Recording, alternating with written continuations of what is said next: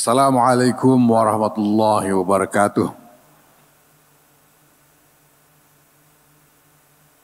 Alhamdulillah wa syukurillah wassalatu wassalamu ala rasulillah Sayyidina Maulana Muhammadin ibn Abdullah wa ala alihi wa sahbihi wa mawalah. Amma ba'd, yang kami hormati Bapak Menteri Koordinator Pembangunan Manusia dan Kebudayaan Profesor Dr. Pratikno. Kami hormati Khatib Am Pengurus Besar Nahdlatul Ulama Ki Ahmad Said Asrori beserta jajaran Surya yang hadir. Teman-teman jajaran pengurus Tanfidiyah PBNU yang hadir, Wakil Ketua Umum, jajaran para ketua dan para wakil sekjen. Salam dari sekjen yang kali ini berhalangan hadir karena sedang mengurus banjir. Yang saya hormati Rektor Universitas Gadjah Mada, Ibu Profesor Dr. Ova, Emilia, dan seterusnya. Tadi panjang sekali gelar-gelarnya. Yang saya hormati para peserta Kongres Pendidikan Nahdlatul Ulama dari berbagai wilayah di seluruh Indonesia. Selamat datang. Alhamdulillah Bapak Ibu sekalian yang saya hormati,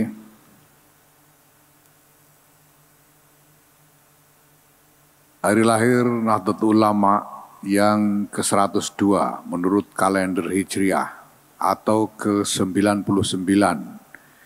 menurut kalender nasional atau kalender Gregorian oleh Pengurus Besar Nahdlatul Ulama dicanangkan sebagai penanda dari implementasi yang lebih intensif, lebih deliberate bagi berbagai macam desain governing system yang telah diselesaikan oleh Pengurus Besar Nahdlatul Ulama selama hampir 3 tahun ini dan telah mulai dijalankan berbagai macam exercise untuk pelaksanaan desain-desain itu sampai dengan ditemukannya suatu model yang dianggap cukup bisa diandalkan untuk diterapkan secara menyeluruh, secara nasional. Karena setelah hampir 3 tahun ini, alhamdulillah, Pengurus Besar Nahdlatul Ulama dengan strategi bertahap yang telah dijalankan secara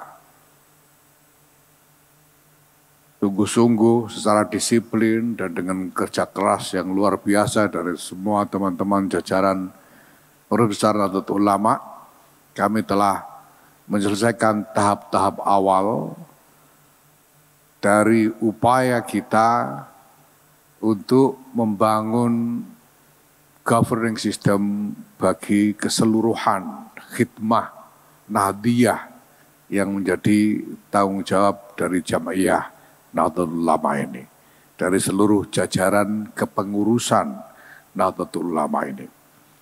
Ini saatnya kita akan mulai dengan implementasi yang menyeluruh secara nasional atas berbagai macam desain governing system yang selama ini sudah berhasil kita bangun dan kita temukan model strategi untuk implementasinya. Alhamdulillah. Itulah sebabnya maka dalam rangkaian kegiatan-kegiatan untuk peringatan Harlah tahun ini, Pengurus Besar Nahdlatul Ulama menggelar 2 kongres, yaitu Kongres Pendidikan yang kita mulai hari ini sampai insya Allah besok. Dan yang kedua adalah Kongres Keluarga Maslahat yang akan kita selenggarakan tanggal 31 Januari dan 1 Februari yang akan datang, insya Allah.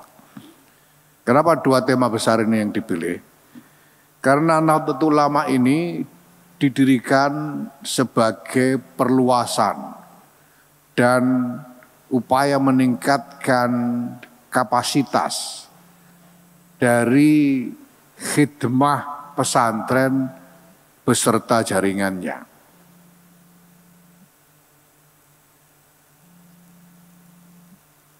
Selama ini kita kenal satu ungkapan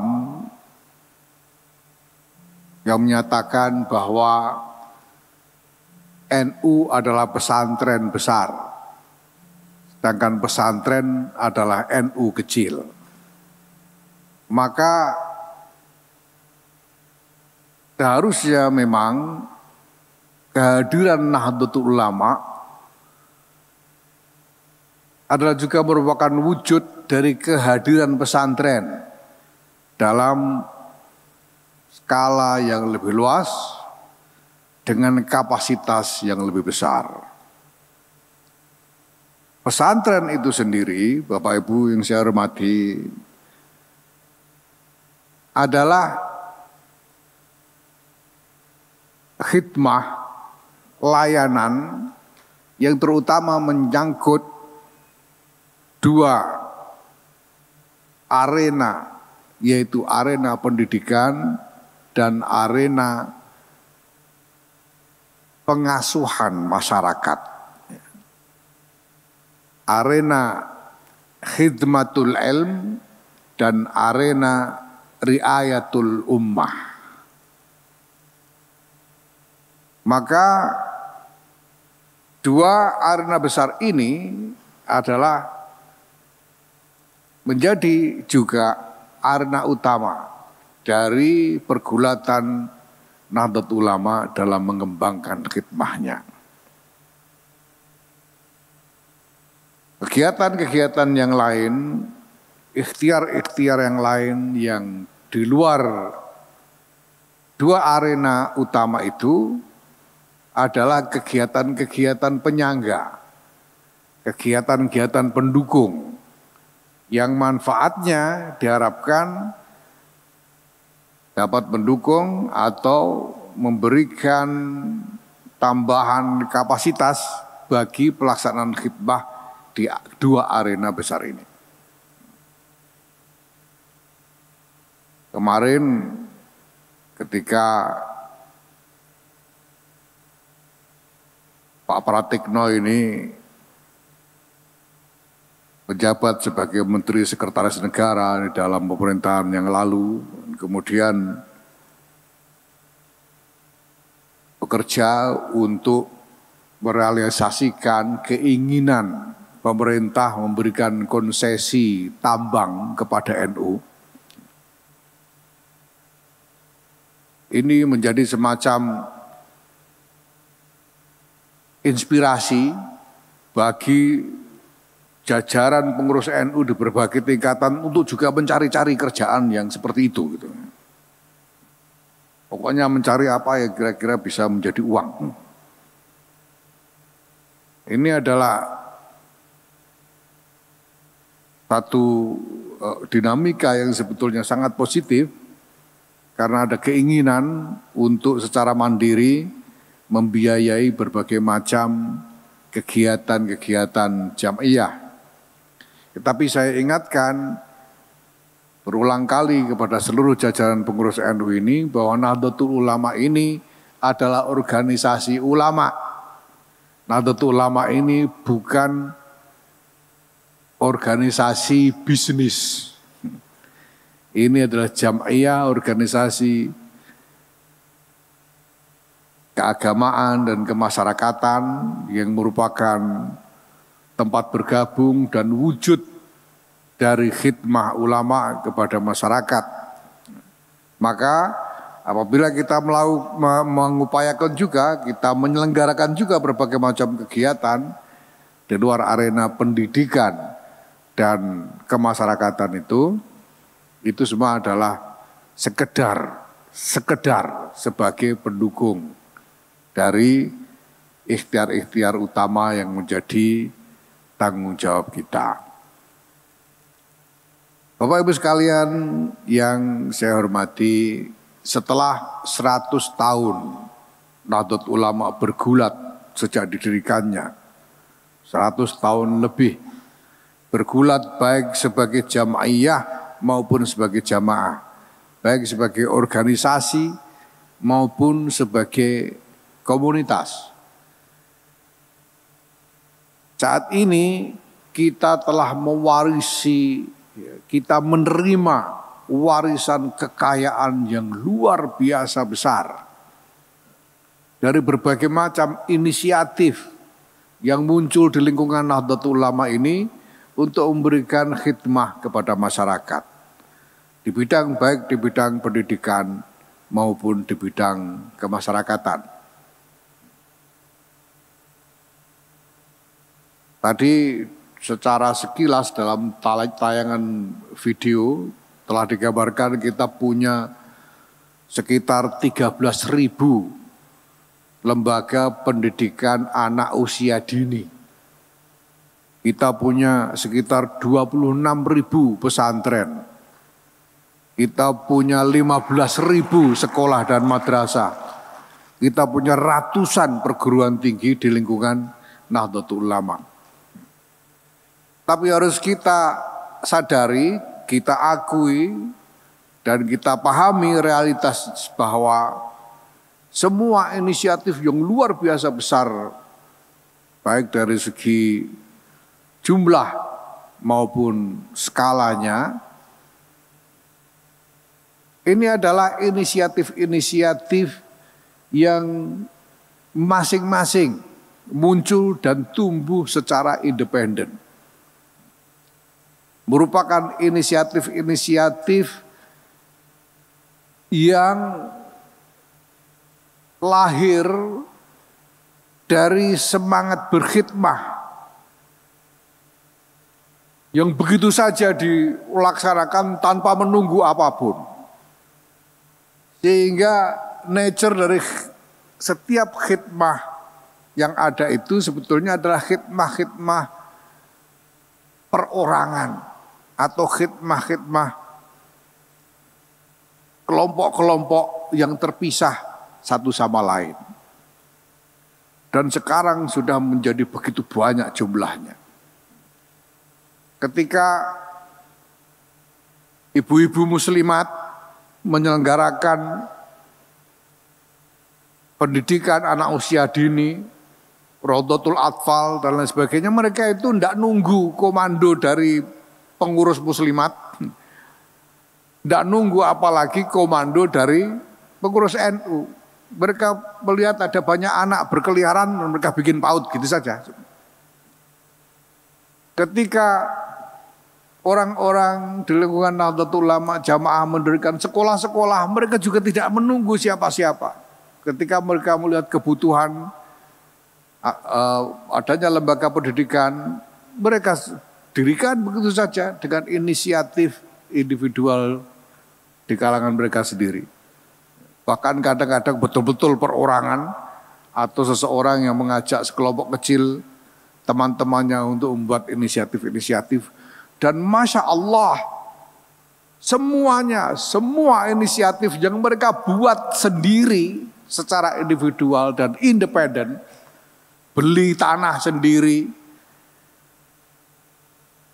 jungkir balik untuk nyari biaya membangun infrastruktur sendiri, mencari-cari tenaga pendidik ataupun tenaga lain yang dibutuhkan mereka cari sendiri.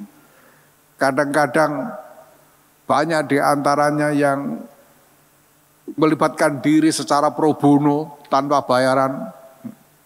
Hari ini kita masih temukan di antara 13.000 Rodotul Atfal itu atau PAUD di lingkungan NU ini yang guru-gurunya tidak dibayar atau dibayar dengan sangat ya sekedar pantas-pantasan gitu saja.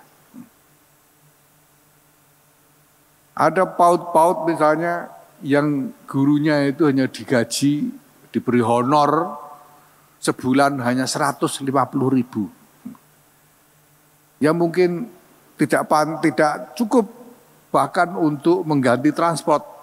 Kenapa harus diberi ya supaya pantas gitu. Kenapa? Karena ini semua lahir dari semangat khidmah, semangat untuk bertabarruk kepada jamiah yang didirikan oleh para guru-guru besar kita, kiai-kiai besar kita. Ini Masya Allah. Tidak minta kepada organisasi, enggak nanya dan tidak pernah mengeluh kepada organisasi.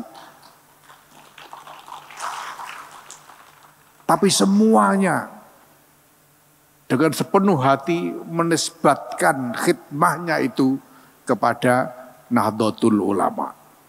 Ini Masya Allah.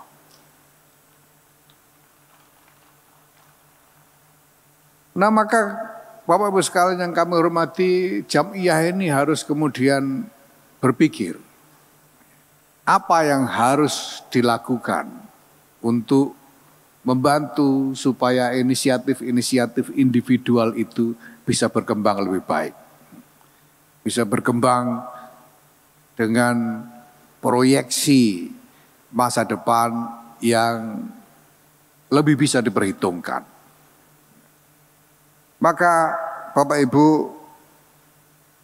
pengurus besar Nahdlatul Ulama sampai pada pemikiran bahwa untuk sekian banyak inisiatif atau satuan-satuan khidmah yang sudah terlanjur ada itu, agar mereka semua bisa dikelola dengan lebih baik, tidak ada pilihan selain bahwa kita harus membangun suatu governing system bagi sekian banyak unit-unit layanan tersebut.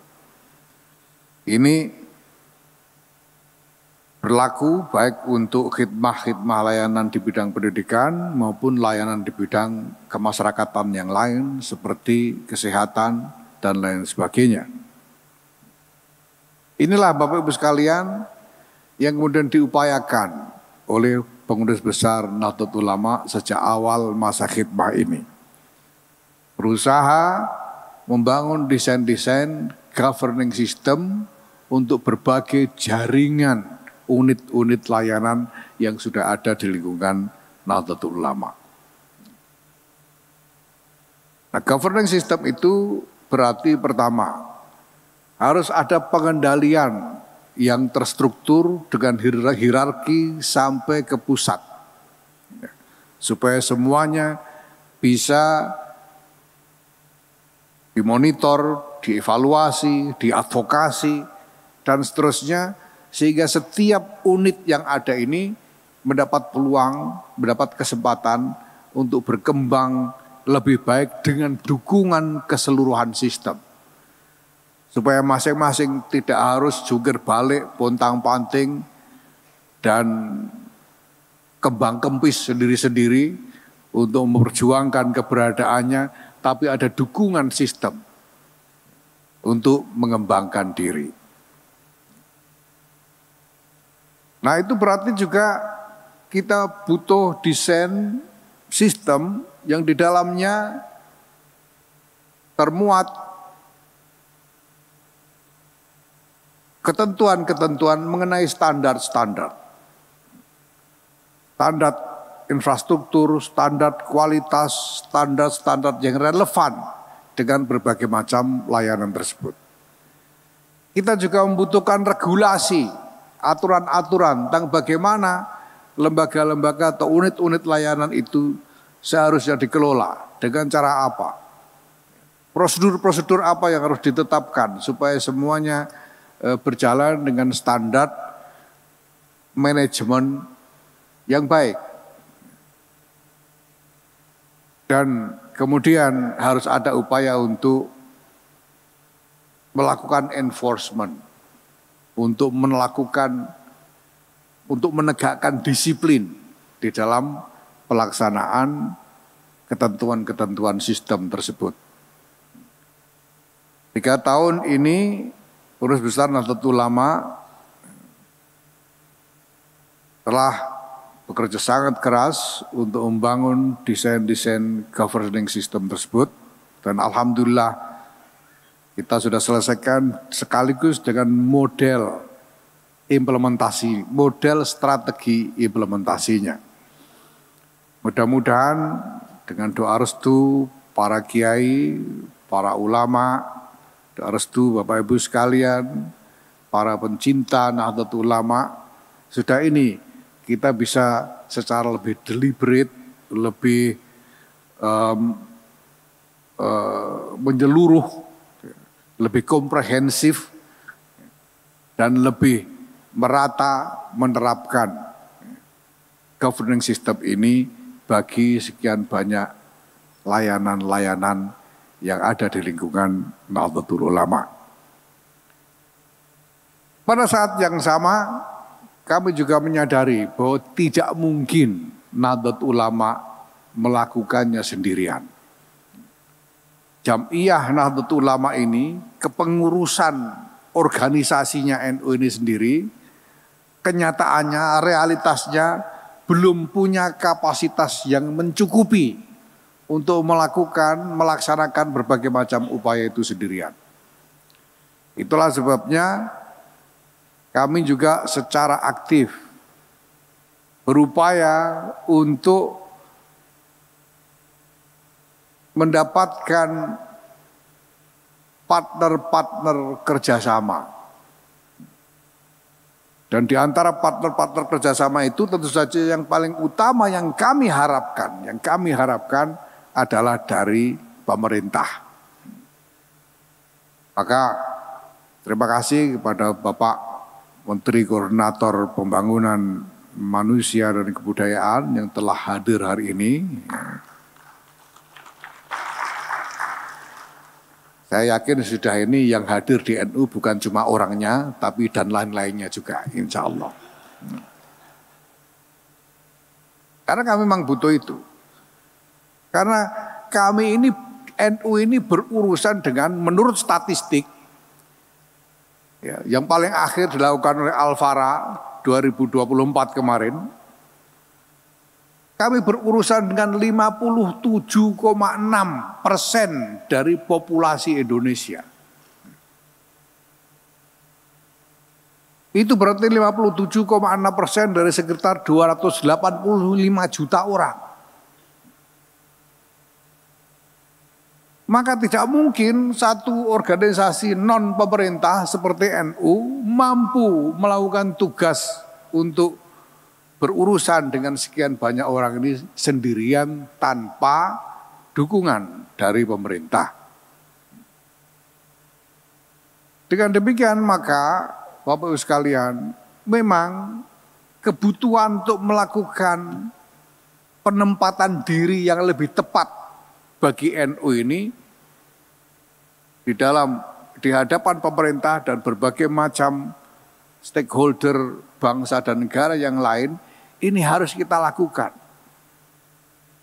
Itu sebabnya sejak awal berulang-ulang saya sampaikan bahwa kedudukan NU di tengah realitas yang kita hadapi hari ini tidak ada pilihan yang lain selain untuk membantu pemerintah dalam menghantarkan agenda-agenda kemaslahatan kepada rakyat.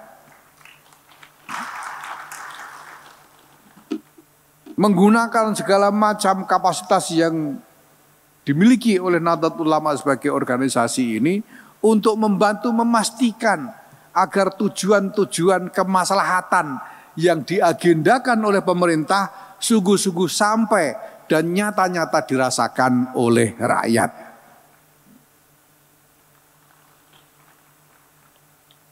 Nah itu punya konsekuensi pertama bahwa sebagaimana sering saya sampaikan NU tidak boleh menjadi pihak di dalam kompetisi politik. Bahwa NU ketika melakukan artikulasi publik tidak boleh menjadi artikulasi yang bisa dimaknai sebagai positioning politik di dalam isu apapun. Apabila NU melakukan artikulasi publik, itu harus dimaksudkan sebagai edukasi, sebagai pembelajaran publik untuk memberikan penerangan mengenai seluk-beluk nature realitas isu, realitas masalah yang terkait dengan isu-isu tersebut. Karena NU tidak boleh menjadi pihak dalam kompetisi.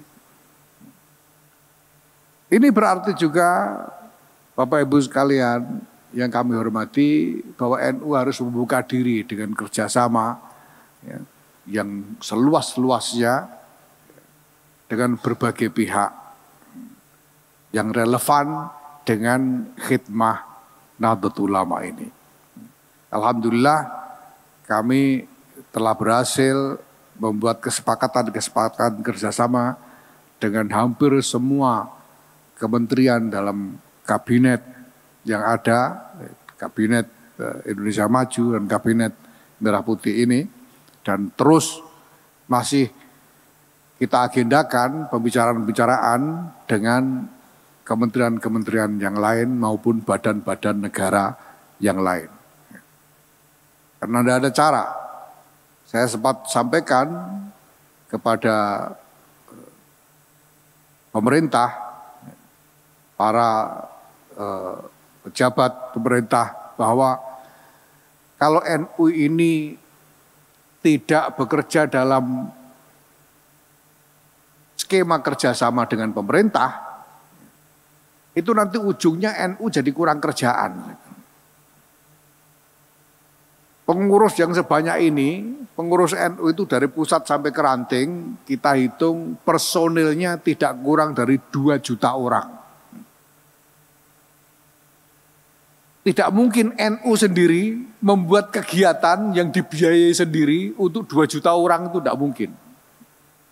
Yang mungkin hanya apabila ada kerjasama dengan pemerintah. Maka ini adalah pilihan yang terelakkan, yang tidak terelakkan bahwa NU memang harus bekerja sama dengan pemerintah.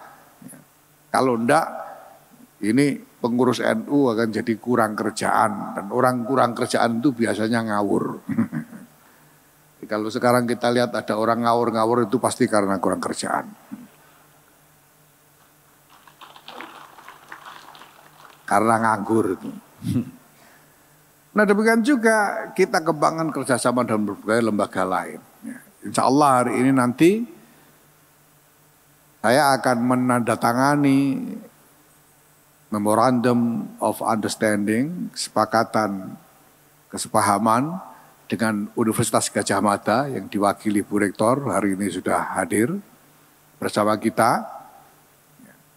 Yang mudah-mudahan nanti bisa kita kembangkan menjadi dukungan akademik untuk berbagai macam khidmah dilakukan oleh NU. Dan tentu saja juga dukungan untuk meningkatkan kapasitas dan kualitas berbagai macam khidmah Nahdlatul Ulama di arena pendidikan ini. Sebelum MOU ini sebetulnya sudah jalan kerjasama kita dengan UGM. Misalnya kami meluncurkan inisiatif R20 itu dalam kerjasama dengan UGM. Kemudian kami juga meluncurkan buku proceeding R20 itu dengan UGM. Dan juga ada sejumlah inisiatif yang lain seperti yang belum lama ini kita menggelar workshop tentang pesantren juga dengan UGM. Alhamdulillah. Ini bukan karena saya sendiri orang UGM, karena kewargaan saya di UGM juga sebetulnya masih tidak cukup jelas ya, karena saya DO dari UGM dulu. Itu sebetulnya ancaman besar buat UGM saya DO itu. Karena Gus Dur pernah bilang bahwa 2 orang di NU ini baru bisa lulus kalau kampusnya dibakar, katanya. Yang satu Saifullah Yusuf, satunya lagi Yahya Stakuf. Jadi saya sebetulnya agak khawatir, saya DU ini gimana caranya bakar UGM ini. Nah, untungnya saya lalu diberi gelar oleh UIN sehingga UGM selamat dari kebakaran. Ini juga bukan karena rektornya yang sekarang, Bu Ova Emilia ini adalah putri seorang tokoh Nahdlatul Ulama di Jogja pada waktu itu, yaitu Profesor Zaini Dahlan, rektor IAIN. Saya kira beliau juga suriah NU, PWNU Jogja waktu itu, alhamdulillah. Tapi bukan karena itu kita menggalang kerjasama dengan UGM, tapi karena kita memang butuh mengembangkan jaringan kerja seperti ini untuk meningkatkan kapasitas dari khidmah Nahdlatul Ulama itu sendiri. Mudah-mudahan semua inisiatif ini akan sungguh-sungguh membawa manfaat ke depan dan membawa silsilah barokah, sanad barokah dari para muassis Nahdlatul Ulama. Saya sampaikan berkali-kali bahwa kita harus meniatkan segala pergulatan yang kita lakukan hari ini sebagai lanjutan dari barokah para muassis. Karena kalau potongan orang-orang yang ada ini saya kira sangat meragukan kalau ini sudah barokai, itu sudah meragukan. Pak Khalil Mahafiz ini kelihatannya tidak barokai ini. Tapi kalau melanjutkan sanad barokah dari muassis, maka yang dilakukan itu mudah-mudahan juga menjadi barokah dengan membawa barokah dari para muassis Nahdlatul Ulama. Terima kasih dan saya mohon kepada Pak Menko untuk nanti memberikan arahan dan memberi memberitahu kepada kami apa saja yang bisa didatangkan dari Kementerian Koordinator Pembangunan Manusia dan Kebudayaan ini. Dan insya Allah nanti setelah ini kita juga akan melakukan penandatanganan nota kesepahaman antara Pengurus Besar Nahdlatul Ulama dengan Universitas Gadjah Mada. Wallahul muwaffiq ila aqwamit thoriq. Wassalamualaikum warahmatullahi wabarakatuh.